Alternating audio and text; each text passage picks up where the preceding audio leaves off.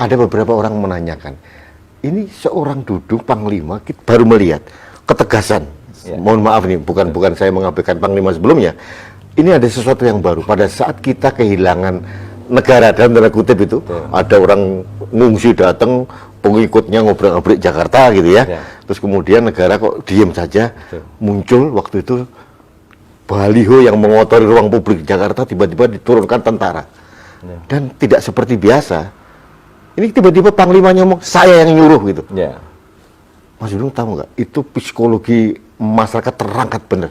Kenapa begitu ya? Berani begitu? Jadi gini Mas, ciri pimpinan itu hanya satu sebetulnya. Apa itu? Dia berani ngambil keputusan. Nah, kalau keputusan itu benar berarti bagus. Kalau salah masih bagus daripada tidak berani sama sekali. Nah, melihat fenomena yang terjadi, saya masuk ke Kodam Jaya. Ya, kemudian banyak baleho-baleho sebelum Rizik Syihab itu datang. Banyak baleho-baleho dan itu ribuan. Ya. Kemudian saya tanya ke pemerintah daerah, ini kok seperti ini dibiarkan ya? Ya, kemudian kita akhirnya koordinasi Pol PP, kemudian kepolisian dan TNI, kita sama-sama untuk tertibkan saya bilang. Nah, kejadian setelah penertiban itu di Jakarta Utara, itu didatangi Pol PP oleh FPI. Datangi dan kemudian dia didemo untuk dipasang kembali. Nyuruh Satpol PP masang lagi? Oh. Coba. Kan ini siapa mereka itu kan? Nah, kemudian saya tanya staf saya juga, ini kenapa ini seperti ini? Bahkan informasinya langsung dijagain sekarang katanya oleh FPI. Nah, saya bilang mereka itu siapa? Iya. Dengan ada seruan jihad dan segala macam, ada revolusi akhlak dan segala macam. Terus saya pelajari. Saya kan baru dinas di Jakarta, ini kan baru kali ini saya dinas di Jakarta. Sebelumnya saya nggak pernah. Gubernur Akmil sebelumnya, yang terakhir ya? Ya, artinya saya belum pernah. Masuk Jakarta baru kali ini. Penugasan yang lain dan rem atau mungkin? Belum pernah. Saya selalu di luar. Iya. Nah, saya lihat seperti ini. Dilihat dari videonya Rizik Syihab itu kalau bicara itu menjelek-jelekan TNI, bahkan tidak segan-segan menjelekan pemerintah dan presiden, pemimpin nasional, presiden kita. Lah, saya bilang kok ini nggak ada yang bertindak ya seperti ini, kan begitu kan? Nah, setelah kita copotin segala macam, saya perintahkan anggota copotin, saya bilang, kalau semuanya nggak ada yang berani, terus siapa? Kan begitu. Ini kurang ajar nih lama-lama ini, kan begitu kan?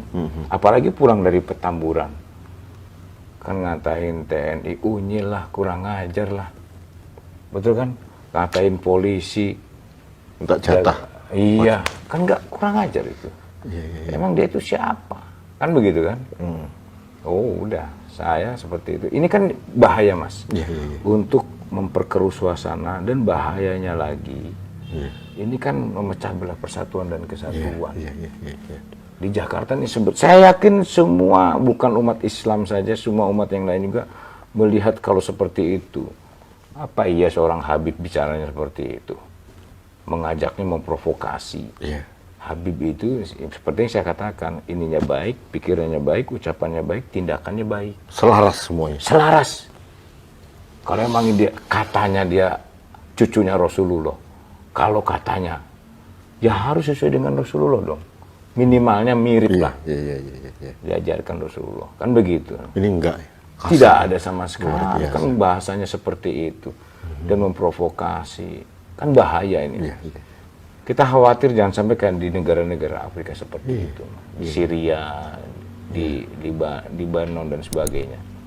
Apa ya kita mau seperti itu? Mas Indra, mohon saya potong sebentar. Kan beliau ini datang dari pengungsian, merasa jumawa. Ngomong apa saja, presiden dilecehkan, TNI dilecehkan, polisi dihina gitu ya. Begitu berani karena menurut saya ada sesuatu yang kelompok besar yang menunggangi dia. Mas Indra apa nggak berpikir gitu yang di belakang? Ya, saya tidak sampai ke sana berpikirnya. Ya, karena saya tidak tahu di belakang dia ini, saya tidak tahu di belakang dia. Cuma saya lihat dia di lapangan seperti itu, Ya karena kan itu tadi Mas, saya kan di sini nggak lama di Jakarta, belum pernah ditugas di Jakarta. Jadi secara intelijen, saya belum paham tentang perkembangan situasi di sini. Habib Rizik aja saya nggak kenal itu sama dia, sama sekali nggak kenal. Nah sehingga saya tidak tahu mainannya mereka ini seperti apa. Cuman saya lihat kasat mata hal-hal seperti itu aja.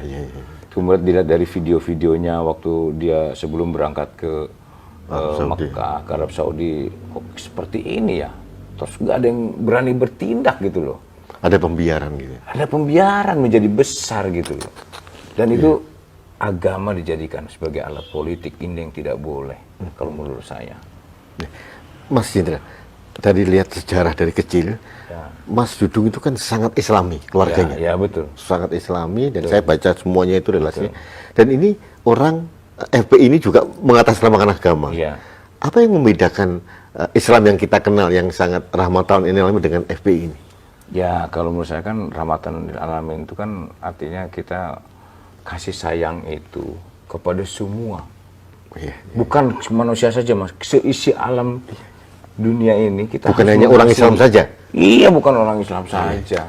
Semua harus ngasih. Ini cenderung kegiatan-kegiatan yang radikal, kegiatan-kegiatan yang hanya untuk mementingkan kelompoknya sendiri. Bukan melihat seakan-akan selain Islam itu menurut dia itu tidak benar, tidak seperti itu.